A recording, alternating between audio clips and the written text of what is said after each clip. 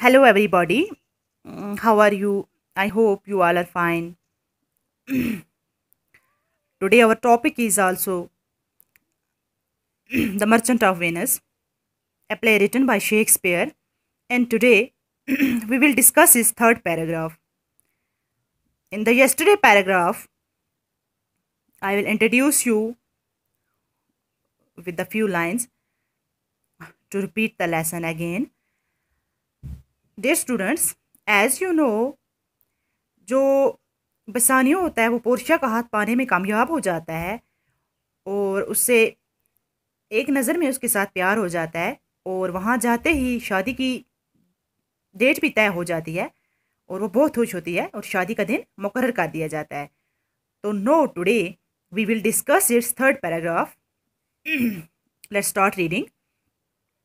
But before the wedding, there came a letter from Antonio bringing dreadful news. Antonio's ship had not been seen at sea, and since the 3 months mentioned in the bond had passed, the Jew had filed a suit against Antonio, claiming the penalty of pound of flesh. Antonio wrote to say that before he died, he wanted to see his dear Bassanio and bid for him farewell. When Bassanio was returning to Venice to help Antonio, Portia gave him a ring and asked him to wear it always. Bassanio said he would certainly do so. As soon as he left, Portia sent a word to Blario, a cousin of hers who was a liar, telling him of Antonio's situation and asking him for advice. Blario quickly sent his advice and also the liar's clothes, which Portia had asked for. With these clothes for herself and the clothes of a liar's clerk for her maid, Portia set out for Venice.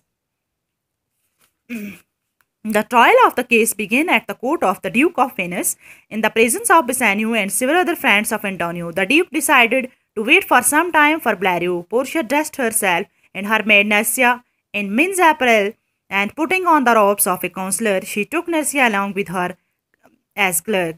Setting out immediately, they arrived at Venice at that very day of the trial. The case was just going to be heard before the Duke of Senators of Venice in the Senate House when Portia entered his court of justice and presented a letter from Blario, in which the learned counselor wrote to the Duke that he would have come himself to plead for Antonio, but that he was prevented by sickness, and he requested that the learned young doctor, Betzer, so he called Portia, might be permitted to plead his stead. This the Duke granted, much wondering at the youthful appearance of the stranger, who was prettily disguised by her counselor's robes and her large wig. Portia looked around the court and saw on one side Antonio and Bassanio, and their friends on the other side stood Shylock quite alone, sharpening a knife. Portia began arguing in favor of Shylock and said that he indeed had a right to his pound of flesh. At the same time, in a moving speech, she appealed to Shylock to show mercy to Antonio and not to claim the penalty. But this appeal had no effect on the Jew. He insisted upon the pound of flesh which was due to him according to the bond. Why, then, Antonio, said Portia, you must prepare your bosom for the knife. And while Shylock was sharpening a knife, with great eagerness, to cut off the pound of flesh, Portia said to Antonio, have you anything to say? Antonio, with a calm resignation, replied that he had little to say, that he had prepared his mind for death. Then he said to Bassanio, give me your hand, Bassanio. Fare you well, grew. Not that I am fallen into this misfortune for you. Commend me to your honorable wife, and tell her how I have loved you. Bassanio, in the deepest affliction, replied Antonio, I am married to a wife who is dear to me as life itself, but life itself my wife, and all the world are not esteemed with me above your life. I would lose all. I would sacrifice all to this devil here to deliver you. तो ये था हमारा third paragraph. Now I will translate this into Urdu. अब इसी paragraph को, इसी का हम मीनिंग देखेंगे कि आगे क्या होता है. जब शादी की डेट तय मुकर्रर की जाती है, लेकिन शादी से पहले एंटोनियो की तरफ से एक खत आया जिसमें भयानक खबर लिखी थी. एंटोनियो के जहाज समुद्र में दिखाई नहीं दे रहे थे और चूंकि अहदनामे में मज़कूरा 3 महीने अब बीत चुके थे, इस यहूदी ने पौंड गोश्त के जुर्माने का दावा करते हुए एंटोनियो के खिलाफ एक मुकदमा दायर किया था. एंटोनियो के ये कहने के लिए खत लिखा था कि मरने से पहले अपने प्यारे दोस्त बेसानियो से मिलना चाहता है और उसे अलविदा कहना चाहता है। जब बेसानियो की मदद करने के लिए वापस वीनस जा रहा तो पोर्शिया ने उसे एक अंगूठी दे दी और इसे हमेशा पहनने के लिए कहा। बेसानियो ने कहा कि वो यकीन तौर पर ऐसा ही करेगा। जैसे ही वो वहां से गया, पोर्शिया ने फौरन अपने चचेरे भाई बेलारियो को ये खबर दी। वो एक वकील था, उसको पैगाम भेजा, उसे एंटोनियो की सूरत हाल के बारे में बताया और इस बार में नसीहत पाने के लिए बेलारियो ने फौरन अपनी नसीहत भेजी और वकील के कपड़े भी जो पोर्शिया ने मंगवाए थे खुद के लिए इन कपड़ों और अपनी नौकरानी के लिए वकील क्लर्क के कपड़ों को साथ लिया। पोर्शिया वीनस के लिए निकल पड़ी। बेसानियो और एंटोनियो के कई दूसरे दोस्तों की मौजूदगी में ड्यूक ऑफ वीनस की अदालत में मुकदमे की कार्रवाई शुरू हुई। ड्यूक ने कुछ वक्त बेलारियो का इंतजार करने का फैसला किया, लेकिन पोर्शिया खुद को अपनी नौकरानी नर्सिया के मर्दों जैसे कपड़ों में तैयार कर लिया और वकीलों वाले कपड़े पहनकर नर्सिया को अपने साथ क्लर्क के रूप में ले गई। जल्दी सफर करते हुए वो वीनस में उसी दिन पहुंची जिस दिन मुकदमा शुरू होना था।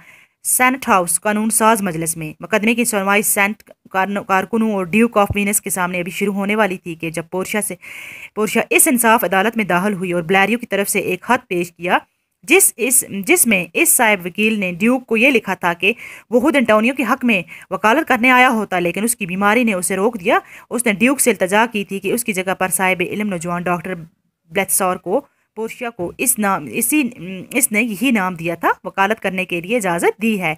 ड्यूक ने यह इल्तजा कबूल कर ली। उसी अजनबी नौजवान जवानी बड़ी खूबसूरती को देखकर हैरान होते हुए, जिसने अपने वकीलों वाले कपड़े और अपनी बड़ी सी विग बनावटी बालों का टोप में खुद को बहुत खूबसूरत ढंग से सजाया हुआ था, छुपाया हुआ था। जब पोर्शिया अदालत के चारों तरफ नजर दौड़ाई और एक तरफ एंटोनियो बेसानियो और कुछ दोस्तों को खड़े देखा, दूसरी तरफ शैलॉक खड़ा था बिल्कुल अकेला और चाकू की धार तेज करता हुआ। पोर्शिया ने शैलॉक के हक में दलील देते हुए बोलना शुरू किया और कहा कि इसके एंटोनियो के 1 पाउंड गोश्त पर बेशक उसका शैलॉक का हक था। उसी वक्त जज्बात तकरीर में शैलॉक से अपील की वो एंटोनियो के लिए रहम दिखाए और जुर्माने का दावा न करे, लेकिन इस अपील का यहूदी पर असर न हुआ। वो गोश्त का 1 पाउंड हासिल करने की जिद करता रहा और रहनामे के मुताबिक इसकी तरफ बकाया था।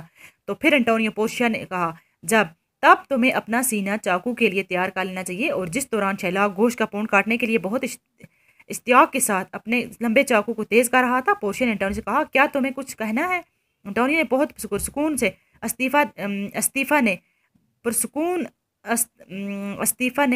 इस्तीफा देकर जवाब दे दिया। उसने हर चीज़ से इस्तीफा दिया क्योंकि इसने अपने दिल को मौत के लिए तैयार कर लिया था और इससे कुछ नहीं कहना था। फिर बेसानियो बोला, मुझे अपने दोस्त बेसानियो से अलविदा, अब अलविदा। इस बात का दुख मत करो कि मैं तुम्हारी वजह से इस बदबख्ती में आ चुका हूँ। अपनी काबिल एहतराम बीवी के सामने मेरी तारीफ़ करना और उसे बतलाना कि मैंने उससे कितना प्यार किया है। बेसानियो के गहरे दुख का जवाब दिया, मेरी शादी ऐसी बीवी से हुई है जो मुझे ज़िंदगी से प्यारी है, लेकिन खुद मेरी ज़िंदगी, मेरी बीवी और पूरी दुनिया मेरे लिए तुम्हारी ज़िंदगी से बढ़कर नहीं है। मैं अपना सब कुछ गंवा दूंगा तुम्हें बचाने के लिए। यहाँ इस शैतान के सामने अब सब कुछ निछावर कर दूंगा। शैलॉक अब बेचैनी से चला उठा, हम अपना वक्त बर्बाद कर रहे हैं। मैं आपसे इल्तजा करता हूँ कि आप फैसला सुना दो। तो ये था हमारा 3rd पैराग्राफ। तो now we will discuss its difficult words. Insist mean जिद करना, बुज़म छाती या सीना, ईगरनेस इश्तियाक से, रेजिग्नेशन अस्तीफ़ा, ग्रीव दुख, कमांड तारीफ़ करना, एफ्लिक्शन तकलीफ दे दुख, एम्पैशेंटली बेसब्री से, ट्रिफल बर्बाद करना, स्केल्स तराजू, इंटेंट मकसद। I hope everybody has got it. Thanks, Allah Hafiz. Take care.